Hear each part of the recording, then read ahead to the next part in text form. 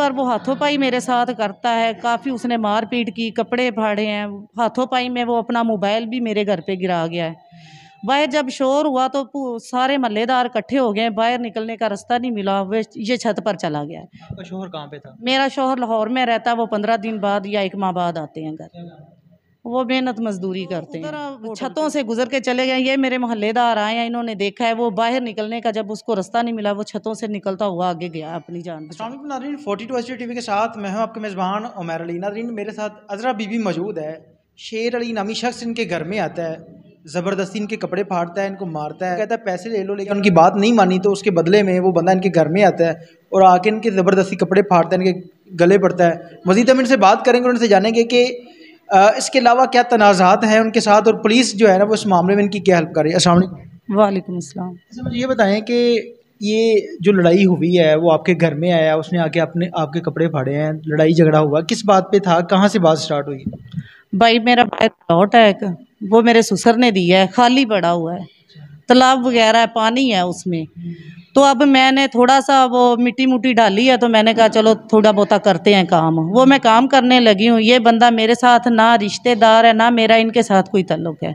ये आता है आके मुझे, बल्कि आता नहीं है, स्टे लगवाता है, स्टे लगवा के आप घर बैठ जाता है। बंदे आते हैं, वो मुझे कहते हैं कि बाजी अब आप काम नहीं इस जगह पे कर सकती। मैंने कहा क्यों? उसने कहा कि शेर अली बंदा है, उसने स्टे लगवा दिया। जब मैंने अपने ससुर से पूछा कि ये बंदा कौन है, उन्होंने मुझे बताया कि ये बंदा फलां है। मेरे ससुर चल नहीं सकते। मैं बाहर गई हूँ, मैंने जाके पूछा, मैंने कहा भाई आपने अच्छा नहीं मेरे साथ किया, मेरी आपके साथ कोई लड़ाई नहीं है, मेरा सिर्फ ये टुकड़ा एक है, वो आप छोड़ दें, क्योंकि वो आपका नहीं है, वो मेरा है और मैं अपना ही प्लॉट बना रही हूँ। ये उस टाइम नहीं आया, ये 12-1 बजे का टाइम है, बस बाहर की बात हुई है, घर में कोई ना उनके घर में बात हुई है ना मेरे घर में, बाहर सड़क पे मेरा प्लॉट है जहाँ पे, वहाँ पर ही बात हुई है। तो ये शाम को घर पे आता है तो आके मेरा घर बिल्कुल बंद है, 3 मेरे बच्चे हैं, सास ससुर मेरे साथ वाले घर में है, वो चल फिर नहीं सकता मेरा ससुर। आके मुझे कहता है कि जितने आपने पैसे लेने हैं ले लो, मेरी जान छोड़ो, ये जगह छोड़ दो, ये प्लाट छोड़ दो। मैंने कहा भाई आप मेरे साथ ऐसी बातें ना करें, मेरा प्लॉट है, मैं बनाऊं या ना बनाऊं, मैं आपको क्यों पैसे आपसे लूं।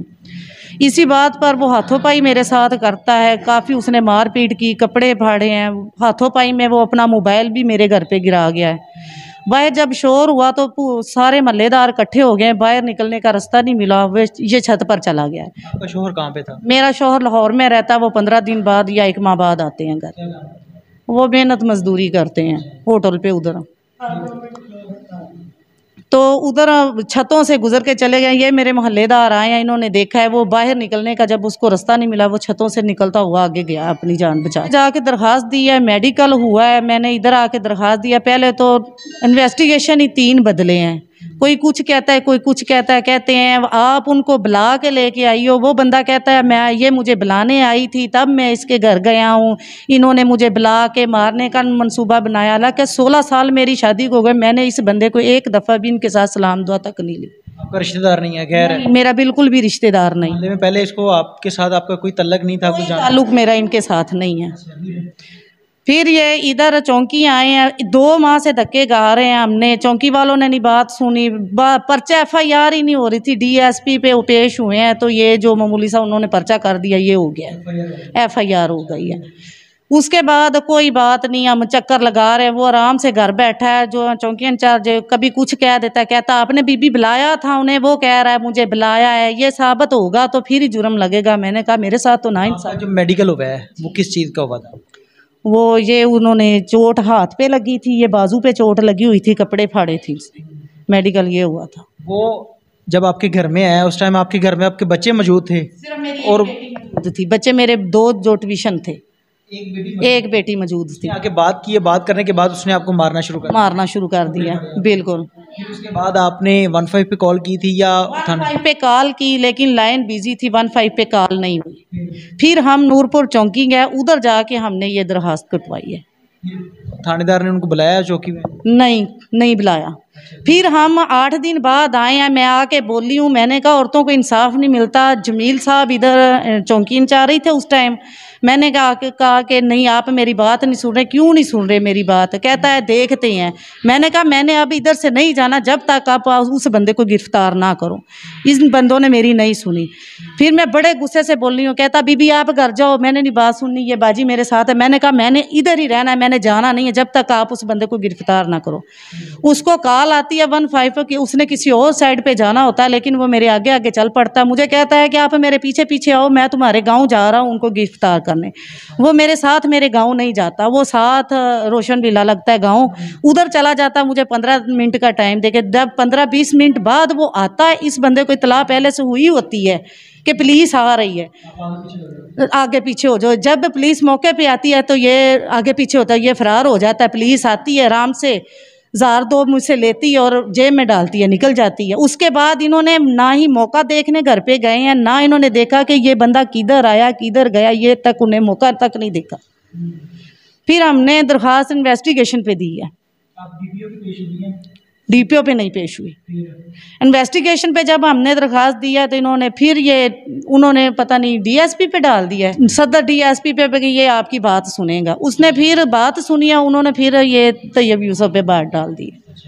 इसके पास का हम इतवार को गए हैं, इन्होंने बुलाया, हमें भी बुलाया, उन्हें भी बुलाया। ये बंदा कहता है मैं कसम दे देता हूँ। मैंने कहा मैंने भाई आपकी कसम नहीं लेनी, तुम्हारा ये किस चीज़ की वो देता है? मैं ये कसम देता हूँ कि ये मुझे बुलाने आई थी और मैं तब गया था इनके घर। कि आपने उसको अपने घर में बुलाया है? हाँ, उसके बकौल ये उसके बकौल वो कहता है मुझे बुलाना, हालांकि मैंने उसको नहीं बुलाया, कतई नहीं बुलाया। डीएसपी ने उसे पूछा नहीं कि अगर इसने भी बुलाया था तो उसके कपड़े किसने फाड़े, इसको मारा किसने? सुनी नहीं है, ना मेरी सुनी है ना उनकी सुनी। उन्होंने तो बात इन्वेस्टिगेशन पे डाल दी है।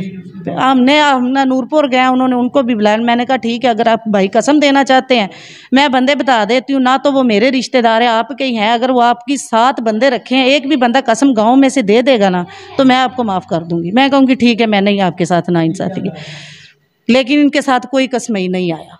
उन्होंने कहा कि नहीं मेरे साथ कोई नहीं आ रहा, इसके साथ तो सब बंदे गांव के आते हैं, मेरे साथ कोई नहीं आ रहा, हम रिश्तेदार हैं, हम बहन भाई हैं। मैंने कहा मैं आपकी नहीं बहन हूँ।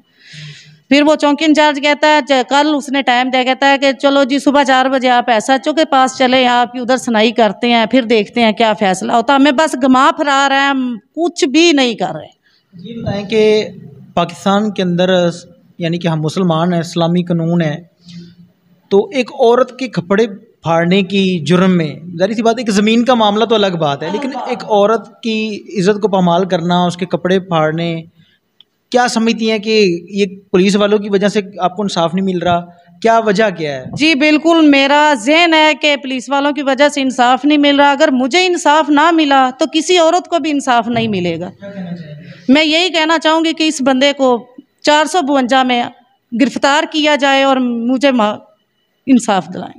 जी नाज़रीन, आपने अज़रा बीबी की बात सुनी। हम लोग एक इस्लामी मुल्क के अंदर रहते हैं जहाँ पे औरत की हिफाजत, औरत की इज़्ज़त जो है ना वो सबसे ज़्यादा की जाती है और समझा जाता है कि औरत की इज़्ज़त इस माशरे के अंदर मर्दों की निस्बत ज़्यादा की जानी चाहिए, होती भी है।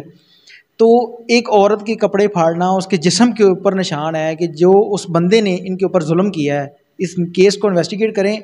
अगर ये बात सच है कि उसने इनके घर में आके इनके कपड़े फाड़े हैं या इनके ऊपर जुल्म किया है, तो उस बंदे को कैफरे किरदार तक पहुँचाएँ ताकि वो बंदा किसी और की बेटी के साथ, किसी और की बीवी के साथ इस तरह का सलूक ना कर सके। इसके साथ ही अपने मेज़बान उमैर अली को इजाज़त दीजिए और देखते रहिए 42 HT TV। अल्लाह ने